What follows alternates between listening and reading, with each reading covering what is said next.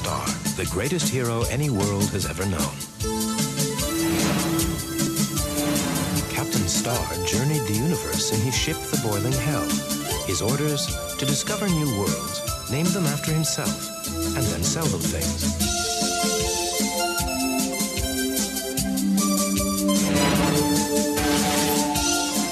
One day, the Boiling Hell arrived at the ragged edge of the universe, where Captain Star and his crew, Navigator Black, Atomic Engine Stoker Linz Jones, and First Officer Scarlet, waited for orders from Mission Control. And waited, and waited, and waited.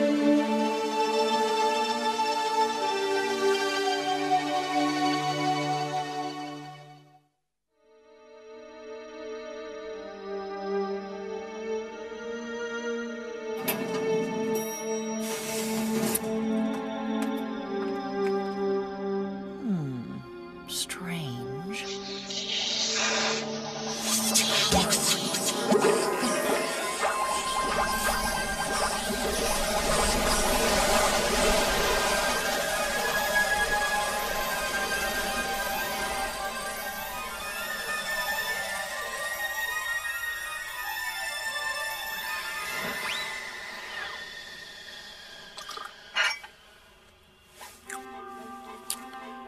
Excellent tea, Black.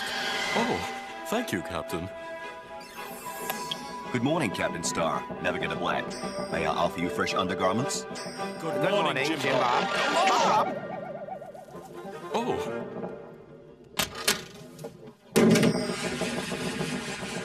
You need not thank me. Captain, you must see this. It's brilliant. What is it, Jones? Captain, it's my best invention yet. We all think so. Ow!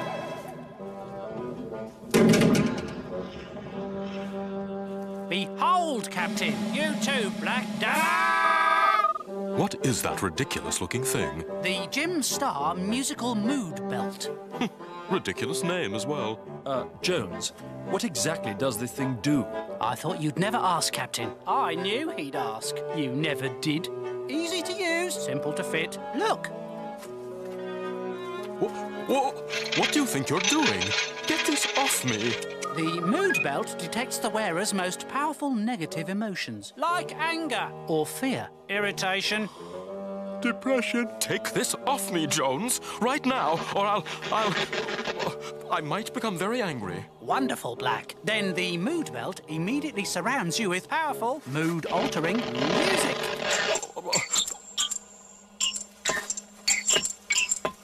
Jones, I assume it comes with a volume control. Of course, Captain. Volume control and reset buttons. Nice and shiny. Easy to use on the back.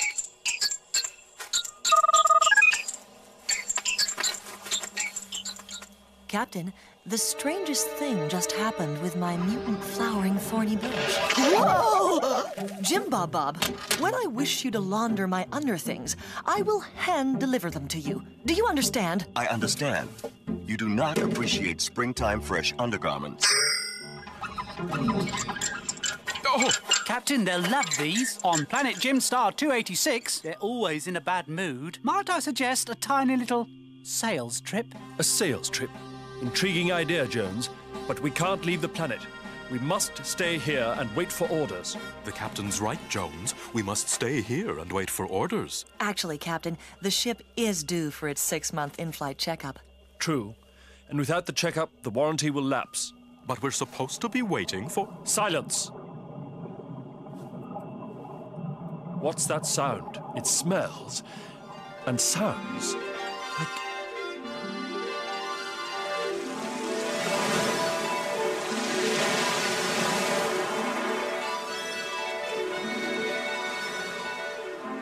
an incoming tidal wave. If I'm not mistaken, Captain, the tidal wave that just washed over us was, in fact, the traveling sea. Strange. The traveling sea usually wanders about on the dark side of the planet. Oh, look! Look! Fish on stilts! Those would be the stiltfish. The stilts are a natural adaptation after millennia following the traveling sea. But the fish seem rather confused. I must help them! Hello, fish sticks! Strange. Captain, this all reminds me of something I saw on one of my excursions into the caverns of the Nameless Ones. I'll get back to you. Fish sticks! Fish sticks! Well, we're all packed, Captain, for our sales trip. Check up flight. Combination of the two. Shall I warm the engines, Captain? Power on, Jones. Power on!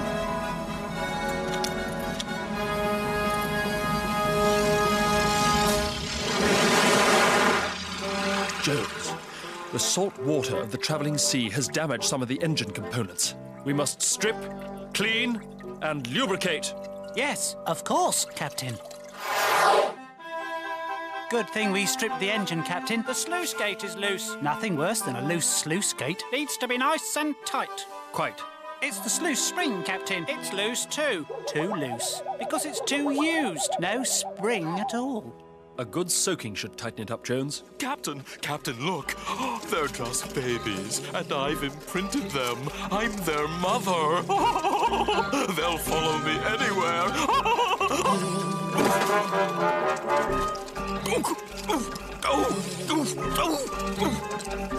How sad. You do your best to bring them up properly, and they just walk all over you. Oh, shut your mouths, Jones. I wouldn't have fallen if I weren't wearing your stupid belt, and I want it off right this minute. I can't do that, Black. Time-locking mechanism. To give the maximum benefit, besides, it still seems you need it. Black, take these engine components and soak them in the stream of viscosity. The stream of viscosity. Yes, Captain, yes. Jim Bob will go with you. Off you go.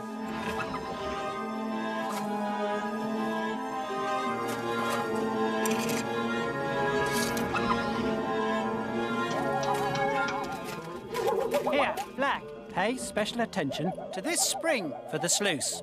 It's loose because it's used.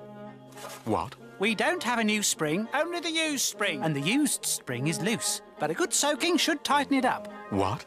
And be careful. The used sluice spring is essential. I must say I don't much like this assignment. Not one bit.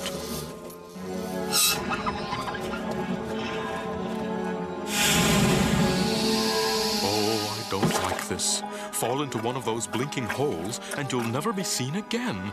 What did Jones say this thing was called? The useless spring. Hold on a minute. Oh, I see. It's a very clever joke, isn't it? I do not know. I am not programmed for humor. Be careful. The useless spring is essential. That's what Jones said.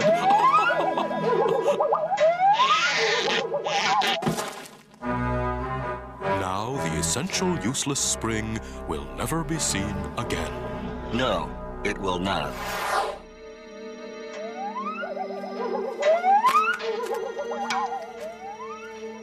The flowering bush, pollen cloud, traveling sea, stiltfish. This indicates a very clear pattern, leading to apocalypse. And very soon, I really ought to inform the captain.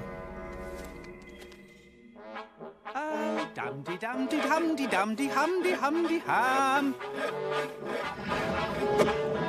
Here you go, Jones. Your precious components, all newly lubricious. But where's the spring? Oh, that? Well, we gave that to the captain. He's installing it now. What kind of fool does he take me for? I am not certain what kind. Oh. Power on, Jones. Power on, Captain.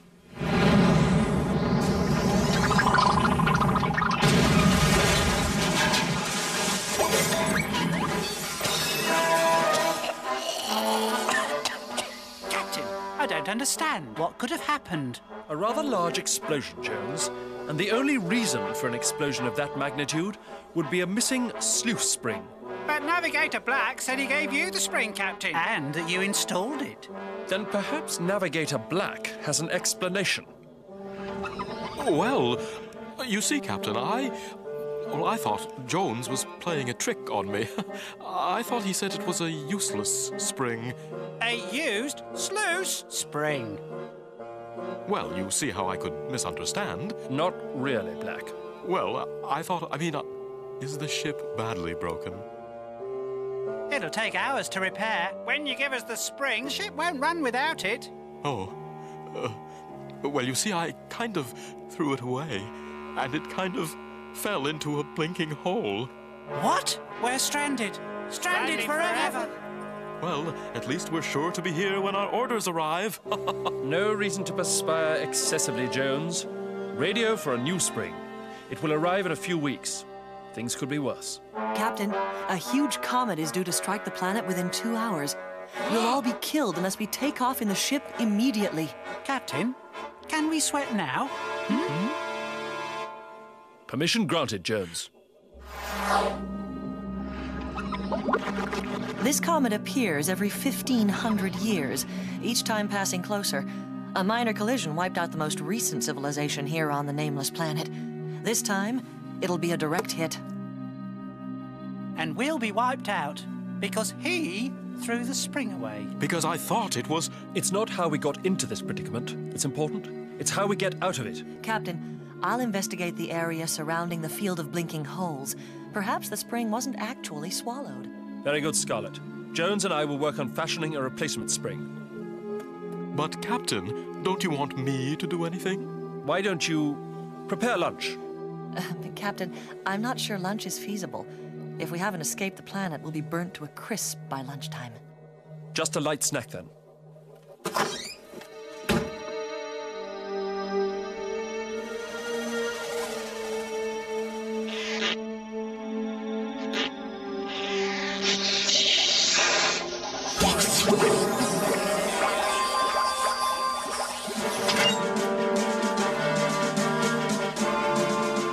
This replacement spring just might work, Captain. Of course it will.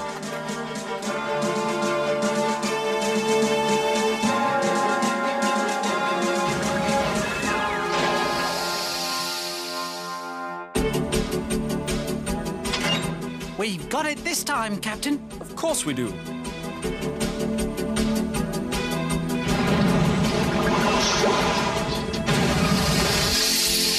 This adjustment should do the trick, Captain. Of course it will. Those earlier efforts were miscalculations.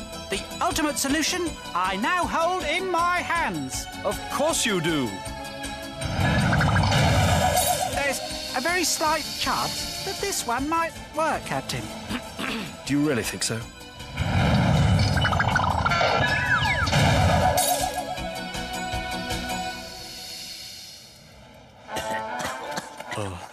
No luck? No luck. Unless you consider being blown up 10 or 11 times in a row lucky. How about that snack now?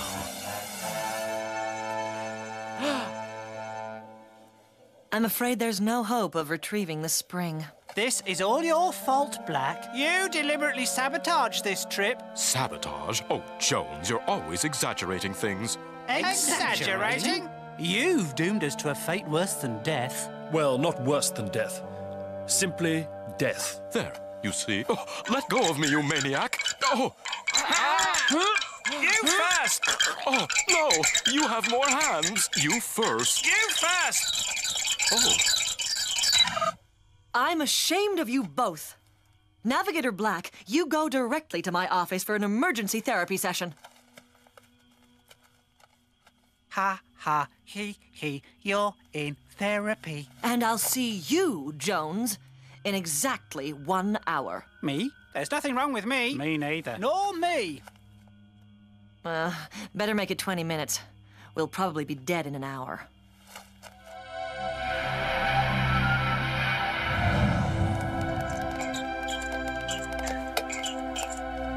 Do you want to know what I think? I think there's something very strange about Jones. We're not here to talk about Jones. Oh, this music is just so annoying. I want you to let your whole body relax. Release the tension. And the music will go away.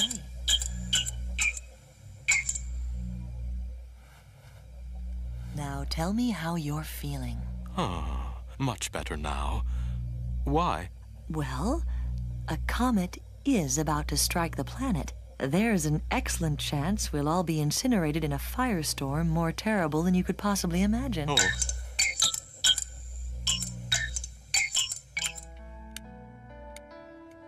Do you want to know what I think? Well, of course she does. She's the therapist. Oh, this couch is very comfy. What was I? Where am I? You were going to tell me what you think. Oh, yes, well, I think there's something very strange about Black. Very strange. And fishy. He wears flippers in bed. What is it with Black and those fish? You'd almost think. Jones, we're not here to talk about Navigator Black. We're here to talk about what's bothering you. All right, well, that would be Black. Yes, Black. Black, definitely. His hair and his fish. Jones, please. I want you to tell me how you're feeling about our predicament. How am I feeling? Mixed emotions. I'm depressed. I feel quite happy, actually. I feel so alone. I'm afraid of crowds.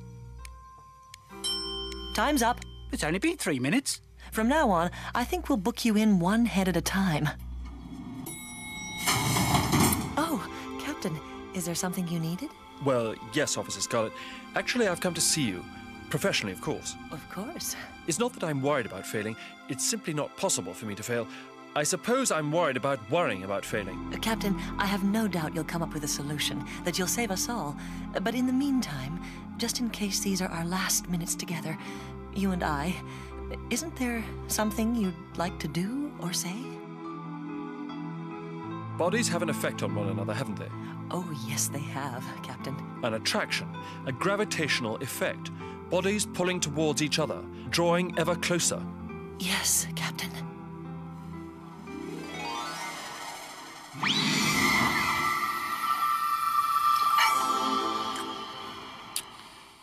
Excellent tea, Black.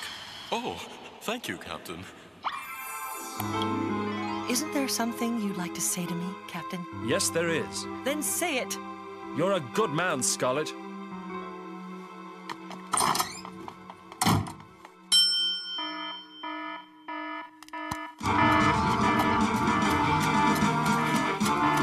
Everyone into the ship. Quickly! This is our last chance.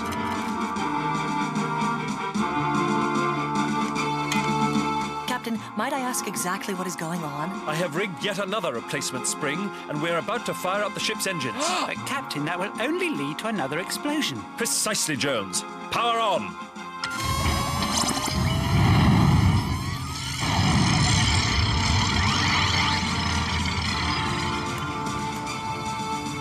Captain, the ship is hovering. We're airborne. But the engines have died. How can that be? We're being kept aloft not by the ship's engines, Jones, but by the gravitational pull of the low-flying moon, which is bearing down on us this very second. I formulated this plan when I was alone with Officer Scarlet in her quarters. We were discussing bodies being attracted to each other.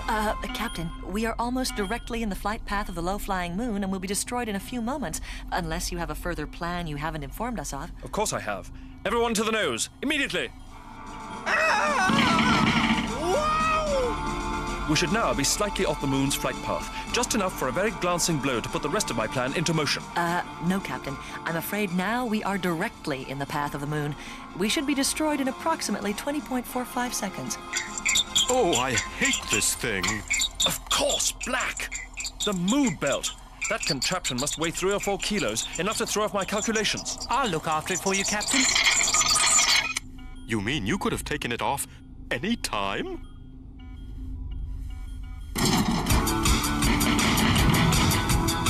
Now we should be struck a glancing blow by the low-flying moon. The moon will then interrupt the flight path of the comet, which is presently bearing down on us. The comet should be sent spinning off into space. Then we'll be saved, Captain. Assuming we survive the crash landing back onto the planet.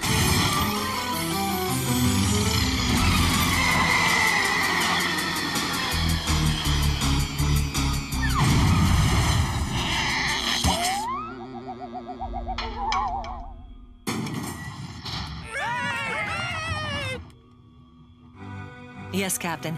You saved us once again. I knew you'd do it, Captain. I knew it. There was never any doubt. Was there? Of course not, Jones. Excuse me, I've got to, get something.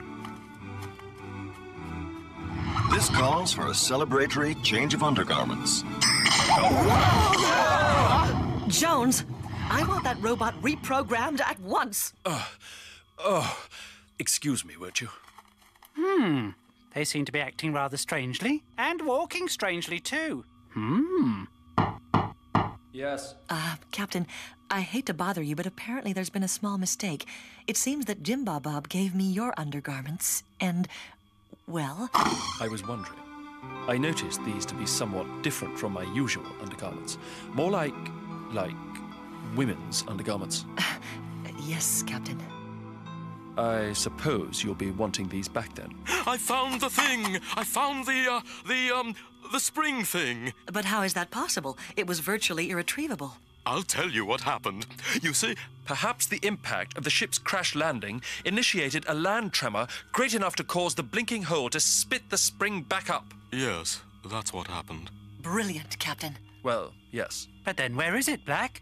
Where is the spring? Don't worry, Jones. This time I've put it in a very safe place. Somewhere it's certain not to get lost.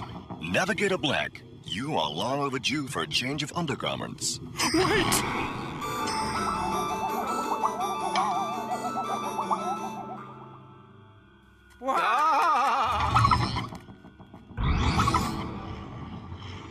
Captain's Diary. A rather uneventful day, slightly inconvenienced by atmospheric disturbances. On a personal note, I must say that I think I have come to understand Officer Scarlet a little better. I suppose it's not until you've been in another person's undergarments that you truly begin to know that person. What is the old saying? The undergarments are the windows of the soul. The undergarments are the windows of the soul. I wonder who said that originally. Perhaps I did.